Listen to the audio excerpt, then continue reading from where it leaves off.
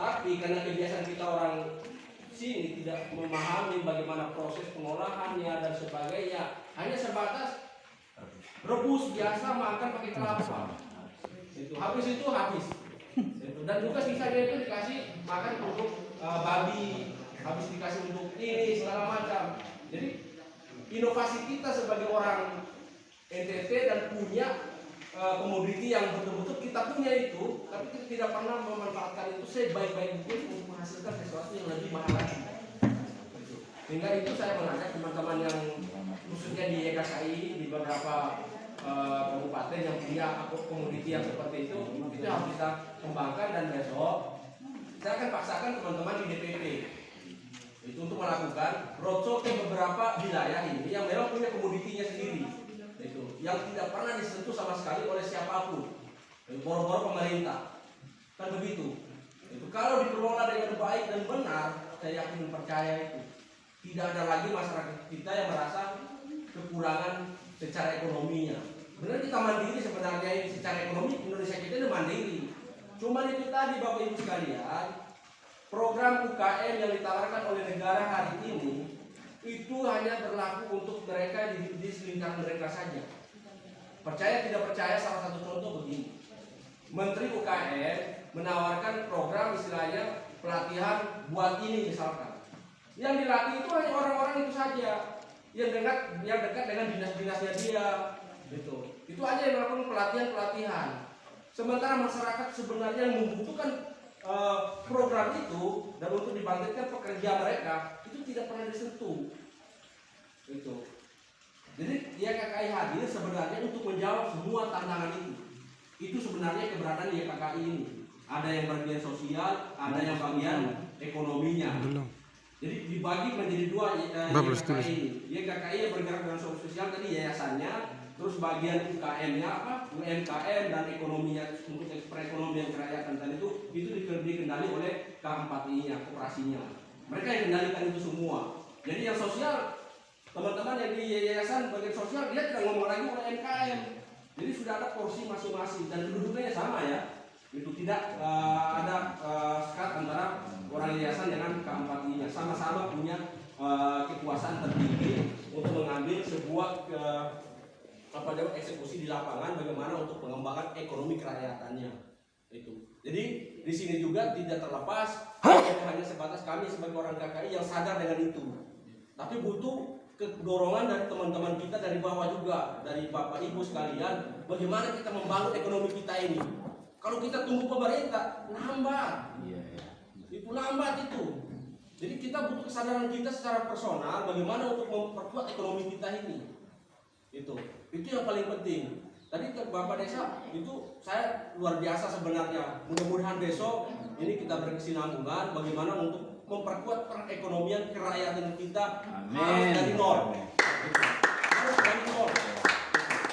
Kalau kita tidak mulai dari sekarang, tunggu kapan lagi? Itu mau tunggu orang Amerika baru bangun daerah kita? Tidak mungkin. Itu orang Amerika sudah ngomong bagaimana mengolah ubi. Itu mereka sudah makan roti. Kita di sini masih makan ubi, masih makan jagung titi segala macam. Mari kita olah jagung titi itu bagaimana jagung titi tadi itu untuk menghasilkan berbagai macam varian rasa.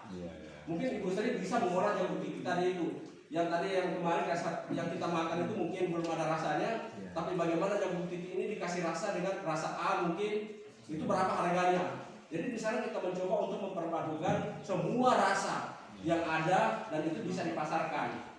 Jadi KKI sudah menyiapkan dari hilir sampai ininya, semua sudah disiapkan sama teman-teman di K4I-nya. Tinggal kesadaran kita sebagai masyarakat, Bapak, Ibu sekalian yang ada di masing-masing daerah besok ini, mari kita coba bersama-sama untuk membangun. Jangan tunggu-tunggu terus. Kalau kita main tunggu-tunggu tidak akan bisa berjalan ekonomi kita ini. Itu. Apalagi sekarang ini kita didukung oleh teknologi. Anak-anak kita adik-adik kita atau yang SMP saja dia sudah pandai memainkan HP.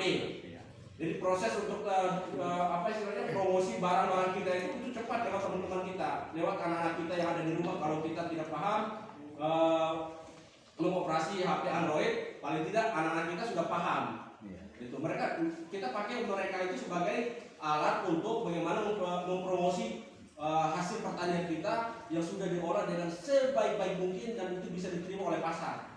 Cuma kendala tadi itu di pemasaran saja dan masalah izin segala macam. Nah, KKI K4 ini sudah menyiapkan itu, tergantung Bapak Ibu sekalian mau tidak bekerja sama itu saja. Betul. Kalau tunggu orang tidak bisa. Jadi kita memulai dari diri kita sendiri. Kita di KKI mencoba untuk memulai semuanya itu dan mengajak Bapak Ibu sekalian yang punya rasa yang sama. Karena KKI berprinsip kita ini sama-sama senasib dan sepenanggungan. Kita ini sama-sama senasib dan sepenanggungan. Ketika kita merasa seperti itu, mari kita sama-sama. Itu. Karena KKI motonya itu hidup menghidupkan, sejahtera mensejahterakan. Itu. Kami tidak bisa ngomong sejahtera mensejahterakan kalau kami sendiri belum sejahtera. Kan begitu.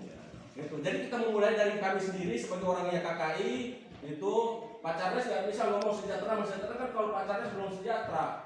Itu bukan juga yang lain maupun saya.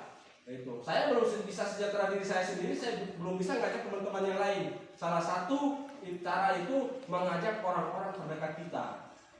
Itu. Jadi jangan dulu kita ngajak orang di pulau seberang. Cukup dulu di desa ini dulu. Kalau Bapak Desa sudah sejahtera, ajak teman-teman yang lainnya di sekitar Bapak Desa untuk sejahtera bersama-sama Bapak Desa. Jangan egois Bapak Desa besok. Itu Bapak Desa saja mau kaya, yang lain tidak mau kaya. Jangan. Kita hidup di bangsa yang besar ini dan punya hasil alam yang besar. Mari kita kelola hasil alam kita dengan cara kita sendiri dan kita sendiri yang pasarkan. Dan kita sendiri juga yang nikmat. Selama ini kita cuma jual pisang tadi satu tanah 15.000, tapi orang Jawa yang nikmatin. Terus kita belinya ke sana lagi. Ini lucu. Iya lucu sih ini. Kita jual ubi satu yang besar begini, panjang begini mungkin Rp1.000. Teman-teman Jawa beli dengan harga Rp1.000, terus dia olah ini ubi yang panjang begini tadi itu sampai 500.000 itu. Ini penghasilan, ini salah satu cara gitu loh. Ini salah satu untuk menggali semua potensi yang ada. Kalau kita yang olah sendiri, saya yakin dan percaya itu bisa berubah. Itu harga yang Rp1.000 tadi jadi 200.000, jadi 300.000, tergantung apa yang kita mau olah barang ini. Itu ada kalau istilahnya tadi itu ubi itu bisa jadi kue lapis yang berbagai macam warna. Itu sampai 5 warna itu bisa dibuat itu dari ubi tadi itu, dari berbagai, tergantung siapa yang mengolah itu. Tapi kalau ibu kita di rumah yang mengolah ya udah dikupas, dimasukin air, baru dinyalain api di bawah, masukin ubi, udah makan dengan kopi, sudah selesai masalah. Ya habis masalah kan, cuma sampai di situ saja. Tapi kalau itu diolah dengan baik, saya yakin berubah harganya. Dan itu sudah memajukan perekonomian kita di rumah tangga. Saya yakin itu saja mungkin Bapak Ibu sekalian ya. Jadi